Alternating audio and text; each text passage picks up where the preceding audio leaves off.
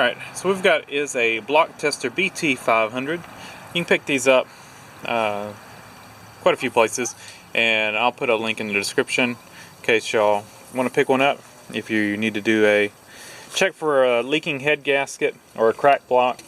And so we're in the process of checking the C10. We did a prior video, we did a compression test, and the engine has good compression.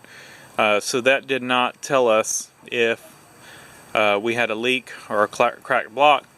So we're going to test number 2, which is going to be to test this, and this will check to see if there's exhaust gas or combustion gases in the coolant that's pressurizing the radiator. So what we're going to do is go ahead.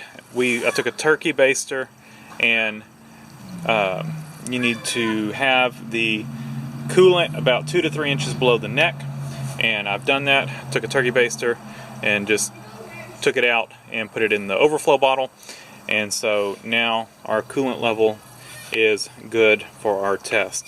So the engine needs to be warm and the thermostat open, and so I'm going to go ahead and crank it up and let it run for a little bit and let the thermostat open and the coolant start circulating, and then we'll get our tester ready.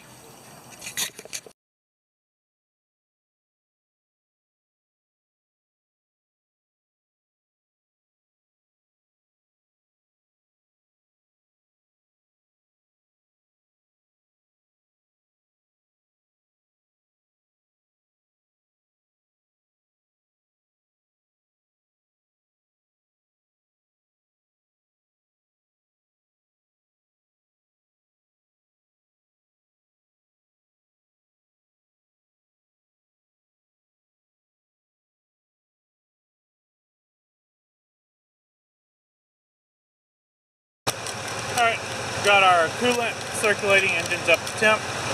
We've got our level down about 3 inches, and so we're going to take, after the thermostat opened, I had to drain a little bit more out. We're going to take our tool, and I've just got it sitting in here. There's a line right here that we're going to fill up the fluid to.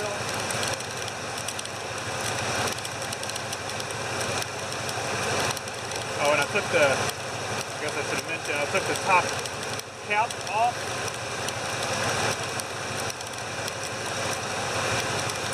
This little rubber cap just pulls off. So we put it back on. Just like that. Then we're going to take our little bulb here and set it down through the hole in the top. Then we're going to take this whole assembly and just shove it down in the radiator neck and make sure we got a good tight seal. Then I'm going to take my timer and we're going to time this for a minute, and we're going to constantly squeeze this little bulb.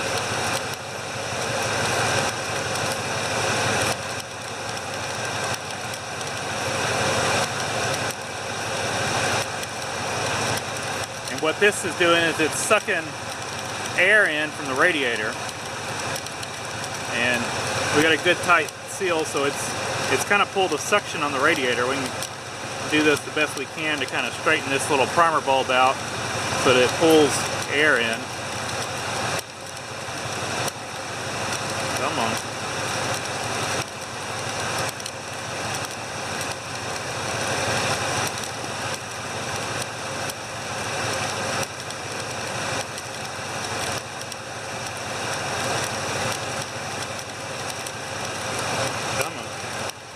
Do it the best you can,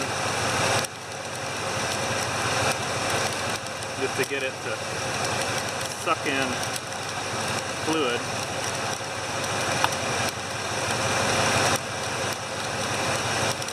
There we go, we got some in there now.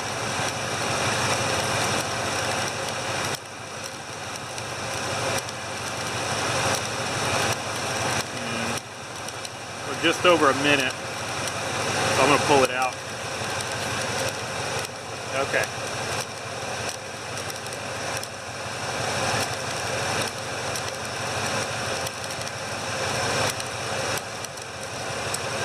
So it did not detect a combustion leak. So that's good news. Well, my SD card filled up. So what you saw was our test, and what it has determined is that it is not detecting a coolant leak or a combustion leak. So I'll kind of go through how we know that. And so what this test does is it detects exhaust or combustion gases, and it turns this fluid either yellow for gasoline engines, or sometimes on diesel, a yellow-green. And so there's two ways we know that, and the instructions kind of tell us that as well. But if you think about it, I had trouble suctioning. The primer bulb was not wanting to draw in air after a couple pumps. So that tells me one thing, is that we had drawn a vacuum on the radiator.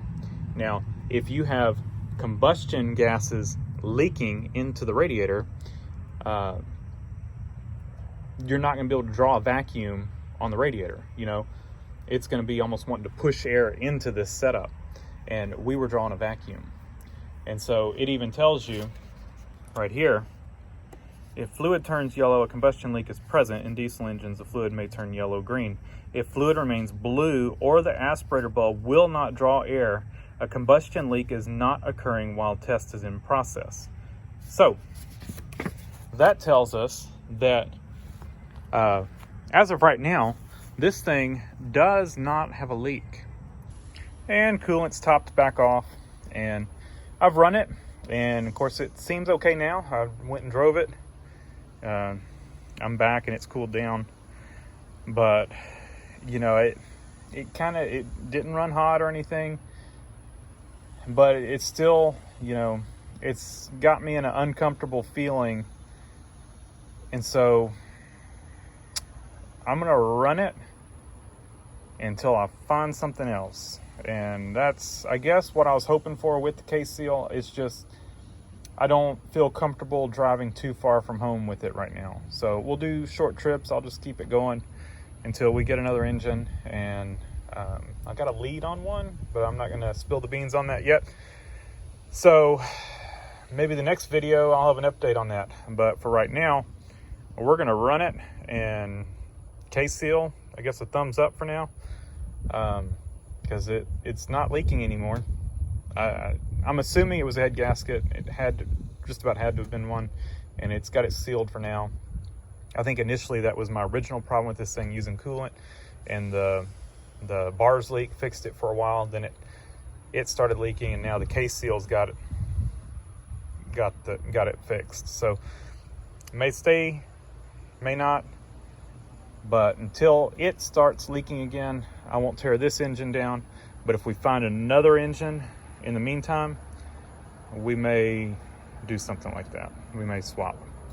So thanks for watching. Leave a comment down below, hit the like button, and subscribe for more.